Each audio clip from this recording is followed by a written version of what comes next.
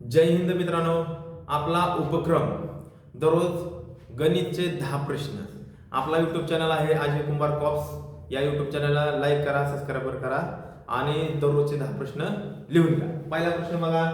एक वस्तू 425 रुपयात विकल्याने जेवढा तोटा होतो त्याच्या दुप्पट नफा ती वस्तू 750 रुपयात विकल्यास होते, तर त्या वस्तूची खरेदी किंमत किती? आता मित्रांनो बघा, किती दिले? 650 आणि 425 या दोघांची काय करा तुम्ही? वजाबाकी करा. वजाबाकी आलेली आहे 225 वजाबाकी आलेली आहे. आता 225 वजाबाकी आलेली आहे, तर काय म्हणते बघा, 425 रुपयाला विकल्यास जेवढा तोटा होतो त्याच्या दुप्पट नफा होतो. नफा किती झाला? मग 2 पट नफा आणि 1 पट काय झाला? तोटा झालेला आहे.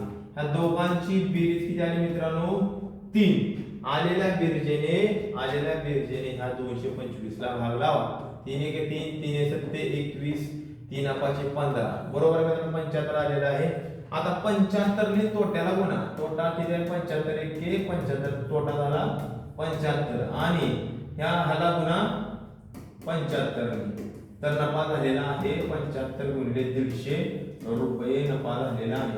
आपल्याला काय विचारायचंय? खरेदी किंमत काढायची आहे. आता खरेदी किंमत काय विचारते बा? 425 रुपये विकल्याने तोटा झालाय. मग तोटा किती झालाय? 25 विकल्याने. मग खरेदी किंमत काय येणार? आता विकणे किमतीत तोटा ऍड करा. किती झालं? 425 अधिक 75 बरोबर मित्रांनो. 75 म्हणजे 500 रुपये ती मिळालेली आहे खरेदी. खरेदी किती झाली? 500 रुपये खरेदी भेटलेली आहे. तर ऑप्शन क्रमांक 4 ह्या प्रश्नाचे हे उत्तर आहे. चला दुसरा प्रश्न बघा. 7/12 चे 6% बरोबर किती? प्रश्न हा प्रश्न येऊन गेलेला आहे सोलापूर SRPF गट क्रमांक 10. आता बघा कसं सोडवणार. हा प्रश्न वाटतोय किचकट पण सोपा आहे. 7/12 चे म्हणल्या गुणाकार, टक्केचं चिन्ह म्हणल्या भागिले 100 बरोबर किती असा प्रश्न विचारलेला आहे. आता भाग कसा लावणार बघा. 6 1 6 6 2 12 7/200. आता पोरं म्हणणार बघा भाग कसा घालू साधला. हितच महत्वाचा पेंड खाते. पेंड खाऊन द्यायचं नाही, बरोबर खपरी चालायची. चला 0 द्या, पॉइंट जात नाही. 0 पॉइंट द्या. 0 वडा भाग जातोय का? भाग नाही जात. आणखी एक 0 द्या, इथे एक 0 द्या. हा आता 100% भाग जाणार. मग काय करणार? ह्या 2 शून्याला 2 शून्य कट झालं. बे के बे बे त्रिक 6 किती भाग बसला? 3 चा. उरला 1 वरून घेतला 0 परत 2 पंचे 10. तर किती उत्तर आले? 0.035.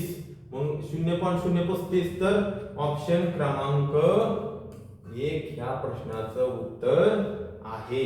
बरोबर मित्रांनो. चला नेक्स्ट क्वेश्चन घ्या. Next question. एका वर्गातील 40 विद्यार्थ्यांच्या वयाची सरासरी 13.5 वर्ष आहे. वर्ग शिक्षकासहित सर्वांच्या वयाची सरासरी 14 आहे, तर वर्ग शिक्षकाचे वय काय? हा सुद्धा प्रश्न येऊन गेलेला आहे. आता बघा कसं करायचं. वर्गात 40 विद्यार्थ्यांच्या वयांची, आता बघा विद्यार्थी किती आहेत? 40 विद्यार्थी आणि त्यांची सरासरी आहे 13.5 बरोबर आहे. आता त्यामध्ये काय म्हणते? एक वर्ग शिक्षक ऍड झाला म्हणजे किती झाले? आता विद्यार्थी ऑलरेडी पहिले 40 आणि एक शिक्षक म्हणजे यांची मिळून सरासरी किती दिली मित्रांनो? 14. आता बघा 40 अधिक 1 किती झालं? 41. तर 41 गुणिले 14 आणि 40 गुणिले 13.5 या दोघांची वजाबाकी केली की तुम्हाला वर्ग शिक्षकाचं वय मिळणार आहे मित्रांनो. आता बघा काय होणार आहे? पॉइंट विसरून जावा तात्पुरता आणि 40 ने गुणा. हे 3 0 गडबड करायची नाही, पॉइंट मध्ये फसतंय. 4 पंचे 20 हातच्याला 2 4 3 12 12 2 14 हातच्याला 1 4 1 4 आणि 5 ही 0 0 4 आणि 5. आता 5400 आले. पॉइंट आपण काउंट केलता, हा पॉइंट कट केला. इथं पॉइंट होता 1 कट झाला, किती झाला? 540. आता त्यानंतर आता बघा 41 गुणिले 14 4 1 4 4 16 0 1 1 1 4 1 4 4 7 आणि 5 576 किती आले 576 या दोघांची वजाबाकी करा. तर वजाबाकी किती येणार आता 576 574 574 वजा 40 बघा 574 वजा 540 4 असे 4 आणि 7 4 गेल्यानंतर 3 तर तुमचे त्या वर्ग शिक्षकाचे वय येणार 34 वर्ष. किती येणार मित्रांनो 34 वर्ष. गुणाकार बरोबर आहे सगळं बरोबर आहे. चला नेक्स्ट क्वेश्चन. आता नेक्स्ट क्वेश्चन बघा एका वर्गातील 40 विद्यार्थ्यांचे डबल क्वेश्चन झाले. चला पुढे नेक्स्ट क्वेश्चन. एका व्यवहारात झालेल्या 7200 रुपये नफा ए बी सी यांना अनुक्रमे वाटलाय 2 3 4 या प्रमाणात वाटल्यास बी चा वाटा किती. आता कोणाचा विचारला वाटा बी चा वाटा किती. आता बघा तिघ जण आहेत कोण कोण आहेत ए बी आणि सी यांचा वाटा किती आहे 2 3 4 आणि ह्याची टोटल दिलेली आहे 7200 दिलेली आहे. आता गुणोत्तरांची काय करा तुम्ही बेरीज करा बेरीज किती आली बघा आणि बेरजेने याला भाग लावा. आता बघा 4 3 7 2 9 9 9 9 8 72 किती आले मित्रांनो 800. ही कॉमन फॅक्टर आला 800 आणि विचारलाय कोणाचा बी चा वाटा. बी चं गुणोत्तर किती आहे 3 तर 800 गुणिले 3 बरोबर 8 3 24 तर उत्तर किती आहे बाबा बी चा वाटा 2400 रुपये आहे. ऑप्शन क्रमांक 3 हे तुमचं फायनल उत्तर आलेलं आहे. चला आता नेक्स्ट क्वेश्चन बघा पुढील कोणती संख्या संच प्रमाणात आहे. आता पोरं 100% काय करतात लक्ष द्या बघा. प्रमाणात असणे म्हणजे काय बघा 3 1 3 3 2 7 3 3 9 3 12 आता 3 2 6 3 3 9 3 12 आता ही सगळ्या पोराला वाटते हे प्रमाणात आहे तर ऑप्शन क्रमांक 1 लगेच घेऊन टाकते. प्रमाणात असणं म्हणजे मित्रांनो ह्या दोघांचा संच करायचा म्हणजे x y z बघा ना ह्या दोघांचा संच ह्या दोघांचा संच म्हणजे काय 3 गुणिले 27 भागिले 9 गुणिले 9 9 3 27 3 1 3 3 3 9 3 ला 3 कट. आता हे ऑप्शन उत्तर त्यांनी 4 नंबर ऑप्शनला दिलेलं आहे आणि मुलगा काय करणार गडबडीच्या नादात पेपरच्या नादात ऑप्शन क्रमांक 1 लिहिणार. प्रमाणात समजत नाही प्रश्न भाषा कशी दिली बघा. चला नेक्स्ट क्वेश्चन ऑप्शन क्रमांक 4 याचं उत्तर आहे. आता प्रश्न बघा मुंबईहून नागपूरला जाणाऱ्या 2 गाड्यांपैकी ताशी 60 किमी वेगाने जाणारी पहिली गाडी सकाळी किती वाजता निघली सुटली 7:30 वाजता सुटली. त्यानंतर त्याच दिशेने त्याच मार्गाने म्हणजे एकाच दिशेने गाडी निघलेल्या म्हणजे वजाबाकी तर आपली फिक्स आहे.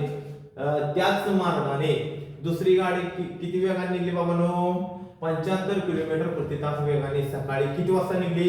पहिली गाडी निघली 7:30 वाजता आणि दुसरी गाडी निघलेली आहे 8:30 वाजता.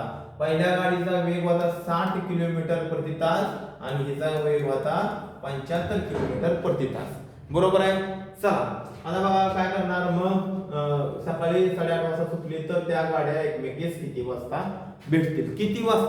भेटतील. आता अगोदर लक्ष द्या ह्या तासातील फरक किती आहे म्हणून 1 तास. बरोबर आहे 1 तास आणि तासातील फरक 1 तास म्हणजे जी पहिली गाडी 8:30 वाजता हल्लेली आहे ती किती किलोमीटर अगोदर गेली 60 किलोमीटर अगोदर गेलेली आहे. बघा आता 60 गुणिले 1 तास भागिले किलोमीटरातील फरक बरोबर 15 भागिले इथं 15 तर 15 चोक 60 बरोबर 4 तासांनी भेटतील. किती तासांनी भेटतील 4 तासांनी भेटतील. पण प्रश्न आहे किती वाजता भेटतील. मग काय करणार तुम्ही दुसरी गाडी किती वाजता आली 8:30 वाजता मध्ये 4 ऍड करणार म्हणजे 8:30 9:30 10:30 11:30 12:30 वाजता गाडी भेटेल. किती वाजता भेटेल 12 वाजता बरोबर त्या गाड्या एकमेकीस भेटतील. ऑप्शन क्रमांक 2 हे तुमचं फायनल उत्तर आलेलं आहे. आता नेक्स्ट क्वेश्चन बघा.